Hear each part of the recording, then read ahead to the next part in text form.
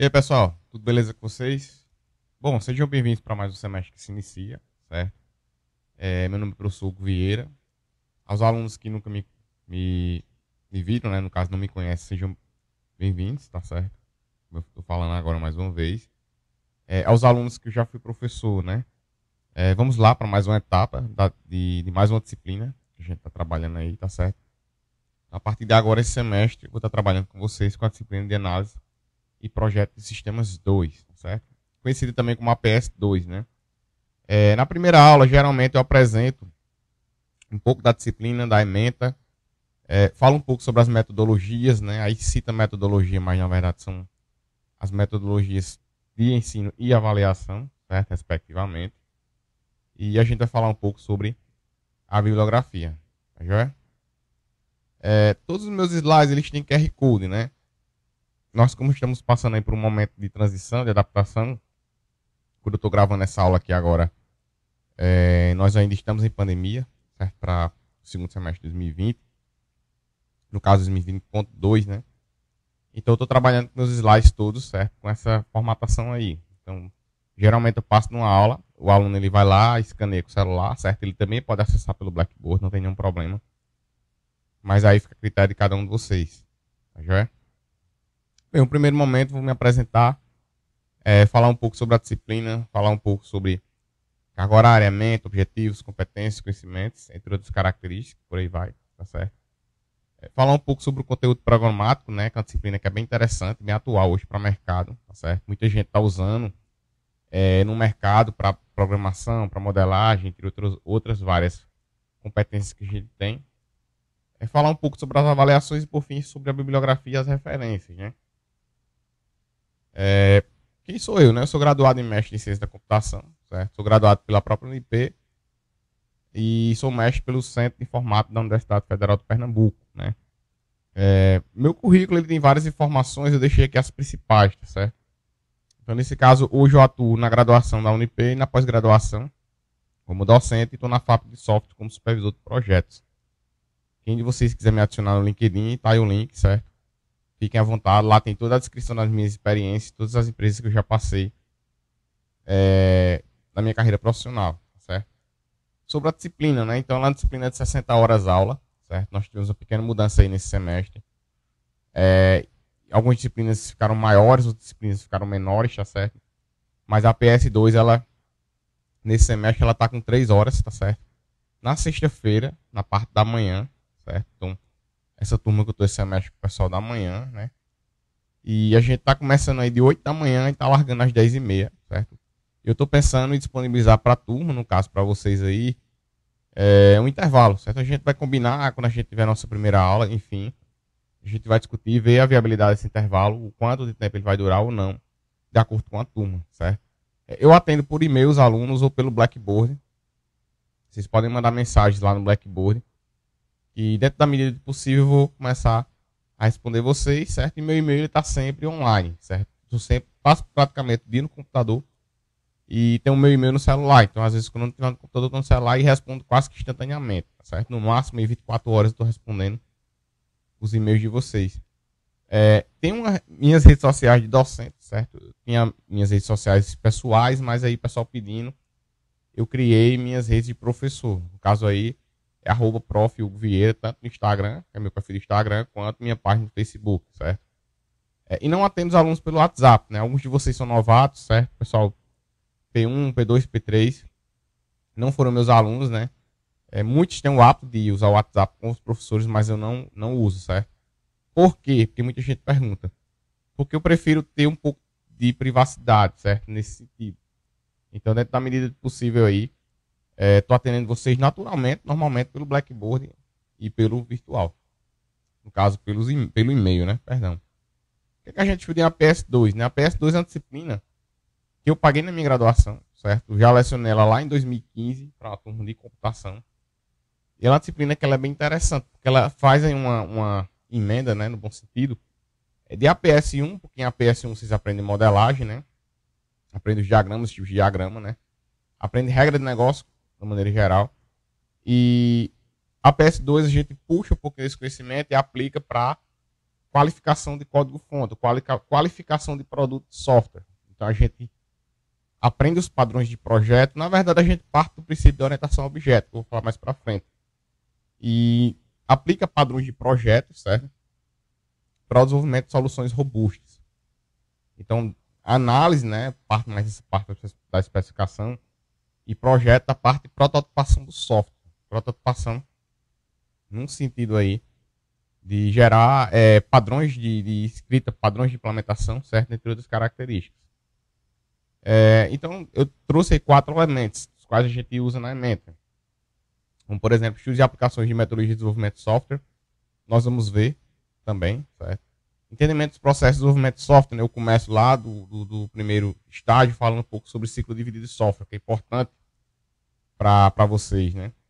A gente fala do que são padrões de projeto, certo? Então, o mercado ele exige alguns certos critérios técnicos para que o software ele tenha uma fácil manutenção, uma fácil extensão, uma fácil adaptação, e que os profissionais das empresas eles possam ser, como é que eu vou falar? Eles possam ser dispostos, né? Eles possam ser inseridos em novas equipes. E quando eles cheguem nas empresas, a gente pode se incluir, logicamente. Eles não têm aquele susto quando o software ele vai ter uma escrita tão difícil, escrita tão maleável, certo? Isso parte do ponto de vista que a gente cita, que são os padrões, né? Então, a gente vai falar um pouquinho sobre padrões GRASP, certo? E padrões GOF, para os casos, no caso, da gente implementar um dos dois, digamos assim, grupos, ou na verdade combinar alguns de cada um, certo? Eu vou decidir ao longo da disciplina. Então, qual é o objetivo geral da disciplina? É que vocês aprendam, certo? Entendam a concepção de análise, né? E implementem mais, né? Na verdade, que vocês já viram na disciplina anterior. E que a gente especifique a partir de padrões de orientação a objeto, né? Pequenos, digamos assim, pacotes de software, ou a gente instancie os pacotes de software a partir de uso de padrões de projeto, certo? A gente vai poder pegar um código-fonte já existente, certo? Um código-fonte comum, simples, mas a partir dali a gente vai prototipá-lo, ou projetá-lo, para que ele se torne adaptável, instanciável, certo? Com baixo acoplamento, extensível, de fácil manutenção, e para que o software ele possa ser ou reutilizado, ou que o software possa ser, digamos, expandido, né? Em várias situações do nosso dia a dia, certo? Com boas práticas, na verdade, de programação. Acho que o padrão do projeto, além do próprio produto que você gera, ele te entrega um software que você vê que a pessoa ela dá robustez para a programação, certo? Ele fica de fácil leitura, de fácil manutenção, de fácil documentação. Tem alguns requisitos, no caso, alguns objetivos específicos, né? Como apresentar alguns técnicos de coleta, de especificação dos requisitos para o sistema. A gente fala mais um pouquinho no começo sobre isso, né? Modelar eu já falei, né, baseado nos paradigmas, então a gente vai falar de alguns paradigmas dentro da POO, certo? Também é importante. E definir modelos de arquitetura de software, né? Arquitetura de software, na verdade, são formas diferentes da gente estruturar nosso software. Então os padrões de projeto eles também contribuem fortemente para que isso ocorra. Para não ficar muito longo, eu vou só citar algumas competências, habilidades e atitudes que a gente aprende durante o curso, certo? Primeiro é a questão da notação apropriada, né? Então, como eu falei, uma continuidade da disciplina. E o ML é basicamente essencial, certo? Tem as ferramentas que vocês podem usar. Eu recomendo instalar o ML, certo? Não citei nos slides, mas vou citar na aula. Vou botar também no Blackboard para que vocês possam baixar. O nosso aula de projeto de sistemas e arquitetura de software, né? Que eu tenho falado ainda agora também. A capacidade de entender a expansão do software, que a gente também usa no nosso dia a dia, certo? Então, os softwares atuais, eles têm estruturas, eles têm níveis, eles têm camadas, eles têm elementos, quais são todos os componentes principais que o software precisa ter para a sua padronização arquitetural, né? A partir daí, vocês têm duas visões. Vocês têm uma visão de especificação, que é no caso de análise, e uma visão de projeto, que é a parte de padrões de projeto, certo? Então, para análise nessas primeiras habilidades, que geralmente a gente lida primeiro com análise, a gente pode falar um pouco sobre a anotação ML, escrever os casos de ML, certo? Aplicar até os diagramas que vocês já aprenderam em cenários de UML, até desenvolver um projeto, certo? De UML. Um projeto de UML, no caso não, um projeto de software com uso de UML. Que é aí que eu vou falar mais na frente, né? Construir, certo? Esse projeto em termos de especificação, e desenvolver sua especificação em termos de projeto. Então, quando eu estou falando isso, é que vocês não vão implementar o software completo. Vocês vão gerar apenas as assinaturas dos métodos, a prescrição das classes, a hierarquia das classes, dos objetos, entendeu? Então, a gente deixa o esqueleto do sistema pronto para que o desenvolvedor ele só implemente os elementos, os objetos e suas determinadas ou respectivas ações, né? No caso, os comportamentos dele, a partir do padrão que a gente já estabeleceu, certo? Entender tendências também de prototipação de projetos de arquiteturas, como MDA, PIM, PSM, certo? SPEN, entre outras linhas de produto e software que a gente pode falar. O nosso plano ele tem duas atitudes que eu achei interessante, né? Primeiro é a gente entender o software de maneira geral, certo? Eu sou exemplo prático disso, né? Eu já entreguei alguns softwares, né? De projetos de software, enfim, para empresas, para órgãos públicos. E percebo que eu acho que essa percepção, no caso, essa visão de padrão de projeto, ela é fundamental para quando você for arquitetar um sistema, você ter uma noção geral e visual como um todo, né? A gente não pode pensar assim linearmente, certo? Falando. A gente tem que pensar assim de uma maneira abrangente, tanto na abordagem vertical, né, quanto na abordagem horizontal, certo? O software ele é definido em níveis, em camada, com quaisquer formas que você queira chamar. Mas ao mesmo tempo ele também tem uma visão de nível, que você no caso vai ter que implementar ou estender ele em cada nível, certo? Então, essa visão arquitetural, ela é importante para o refatoramento, né, para a melhoria, para a evolução do sistema, certo? Para a atualização, entre outras características. Então nós temos aí dois estágios, né, enfim, naturais, como já vinha sendo, certo? No primeiro estágio eu falo um pouquinho de engenharia de software, né, sobre processos de software e melhoria de processos de software, certo? Para dar uma visão geral de desenvolvimento, né, que é natural, e posicionar vocês dentro de um processo de desenvolvimento. Princípios de interface, certo? Interface é para a gente ter uma noção de conceito e solução. Aí eu posso combinar com o ML, mas geralmente eu uso o ML, que eu acho que é mais clássico, certo? Para quem está aprendendo. Os conceitos de POO, né? Para poder fazer sentido a aplicação dos padrões de projeto, certo? POO ele pode ser aplicado, no caso, o padrão de projeto pode ser aplicado em qualquer perspectiva de linguagem de programação, qualquer paradigma, mas a orientação a objeto ela casa melhor, certo? Ela dá uma visão mais assim, implementável da coisa. Aí a gente entra, certo? Na introdução aos padrões, né, na arquitetura de software, eu também fiz questão de botar esse tópico no primeiro estágio para fechar com ele, para ficar bem claro o que é a arquitetura de software, certo? Para no segundo estágio a gente entrar nos principais padrões de projeto. São vários aí, dá para ver, acredito que pelo menos 2 por aula, certo? A gente vai ter aí 3 horas de aula, certo? Ou dá para ver, na verdade, 1 por aula e implementar, certo? Testar e refinar. Como são vários, eu ainda estou definindo o planejamento de cada padrão para cada época. Mas acredito que dê para ver 1 por aula, certo? Nesse tempo que a gente vai ter até o final do ano. Para que vocês aprendam bem, certo? A gente modela, especifica e vocês implementam para poder testar. Então nós temos aí uma série de padrões de projetos que eu acredito que vão ser legais para que a gente possa entender. Como é que funciona esse semestre, certo? A priori, nós estamos voltando agora, dia 12, né? Estou gravando esse vídeo, na verdade, antes do começo das aulas, né? Por isso que eu estou dizendo que a gente está voltando agora dia 12, certo? Vocês, quando estiverem vendo isso aqui, já deve ter passado dia 12. Com certeza já passou dia 12, né? Online, certo? Por uma medida muito importante, muito inteligente da instituição. Ela preservou toda a comunidade, certo? Acadêmica e os seus afins, né? No caso, nossos pais, amigos, parentes, né? Cônjuges, enfim, filhos, o que quer que seja. E com isso a gente está trabalhando na modalidade híbrida. A modalidade híbrida é aquela que a gente está combinando as atividades que são síncronas, né? No caso, vocês estão tendo aula ao vivo, certo? E atividades como, por exemplo, essa videoaula que vocês estão assistindo, que elas são assíncronas. Então você consome uma aula ao vivo, no horário da aula que deveria ser presencial, certo? E ao mesmo tempo você consome o material que o professor produz, as atividades que o professor produz, entre outros aspectos, de maneira assíncrona. Então é importante para que a gente possa ter essa visão geral. As mídias, né, e materiais. Então tem uma porrada aí de materiais, tem muito material, certo? Tem slide, tem essa videoaula, entre outras várias videoaulas que eu vou estar gravando ao longo das semanas. Então, semanalmente vocês vão tendo acesso a cada videoaula. Além de exercício, dinâmica, ferramentas, enfim, toda uma série, uma gama de projetos, né, que a gente vai adotando ao longo das semanas. Eu trabalho com 2 ferramentas de streaming, né, para conteúdo. Meu canal do YouTube, que já está bem povoado, certo? Tem várias playlists de várias disciplinas. Então, essa de APS2 eu estou gerando agora, certo? Para esse semestre. Então, já vai ser mais conteúdo.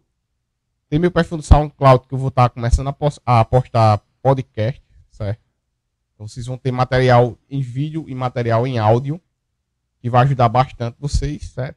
Trabalho com banco de pontos, que eu também prefiro explicar melhor na sala de aula, mas é uma espécie de incentivo para que vocês possam fazer as atividades no ritmo mais de engajamento.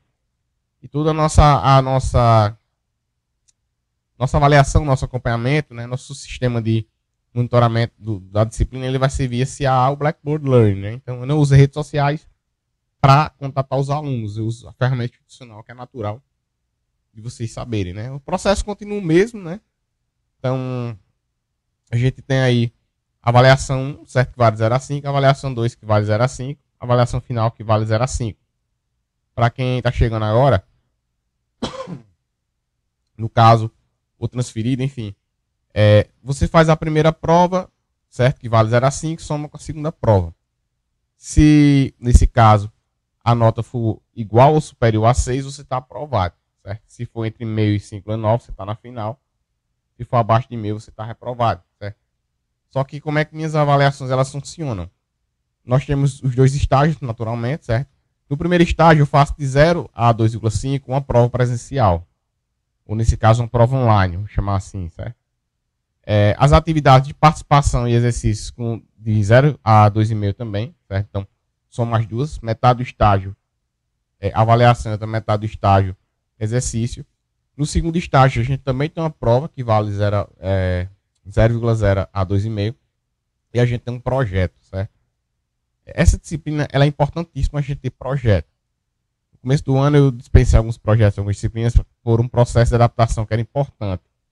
Mas eu acho que a essa altura do campeonato a gente já consegue aí consolidar algumas estratégias de facilitar, certo, o acesso e desenvolvimento de vocês ao projeto, né?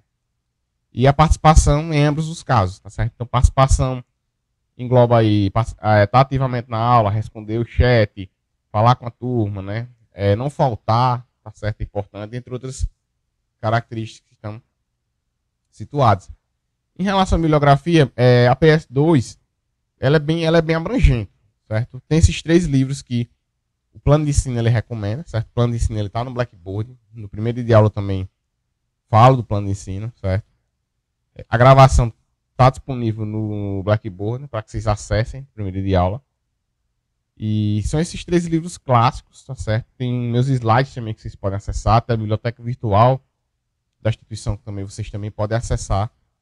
E muito material na internet, certo? Padrões de projeto, se você pôr no Google, é aquilo e vai ser aquilo desde sempre. Não tem muito mistério, não. Beleza? Quem tiver dúvidas, entre em contato comigo por e-mail, pelo Blackboard, tá certo? Não deixa de perguntar, não guarda dúvidas. Eu acho que vai ser um semestre bem interessante. A gente tem muita coisa nova para aprender. Vocês têm muita coisa nova para aprender. Eu estou muito motivado para ensinar, certo? Porque são coisas que eu já trabalhei, que eu já estudei bastante. Vou tentar passar para vocês de uma maneira bem prática, certo? O mais prático possível, para que a gente possa ter sucesso. Tá joia, galera? Então até a próxima videoaula aí. Se inscrevam no canal, certo? Curta o vídeo, comente. O professor vai ficar muito feliz para poder produzir mais e mais conteúdo. Beleza? Valeu!